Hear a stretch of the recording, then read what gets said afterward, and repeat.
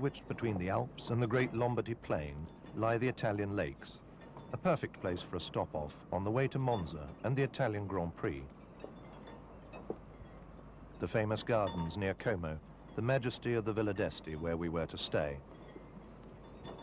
Just to the south, between Lake Como and Milan, lies the old royal hunting park of Monza, home of the Italian Grand Prix. As we approached the circuit, the increasing number of hoardings, and sadly Italy is disfigured with them, told us that the track was not far away. We arrived in time to see some of practice, and after Fangio's body contact problems at Silverstone, we found Mercedes trying out a more conventional, open-wheeled bodywork.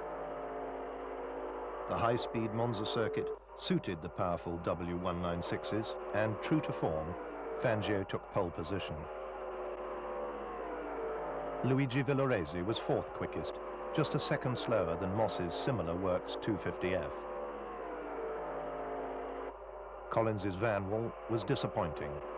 He would start 2 places from last on the grid.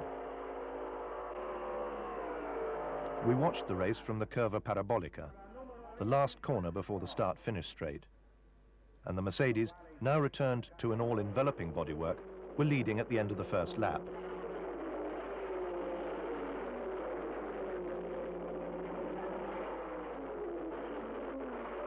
But it wasn't long before the snarling pack of Ferraris started to get on terms.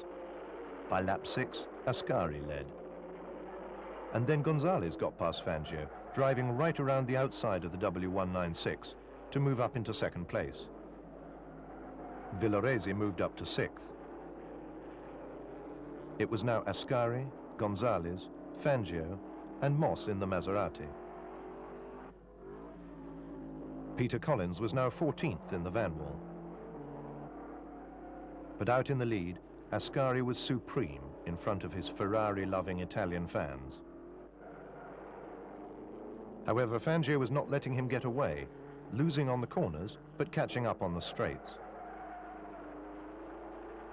The crowd rose as one, as Ascari showed that the almighty Mercedes could be beaten. Then, on lap 44, Moss also got ahead of Fangio and set off in pursuit of Ascari. Moss overtook Ascari on lap 48, only for the Italian's engine to expire, probably from the strain of keeping ahead of the Silver Arrows.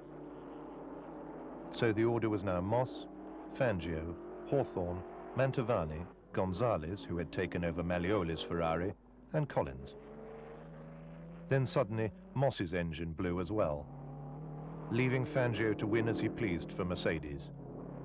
Fangio has now won every Grand Prix he has driven in 1954, with the exception of the British. Hawthorne finished second, ahead of Gonzalez, and Hans Hermann in the second Mercedes.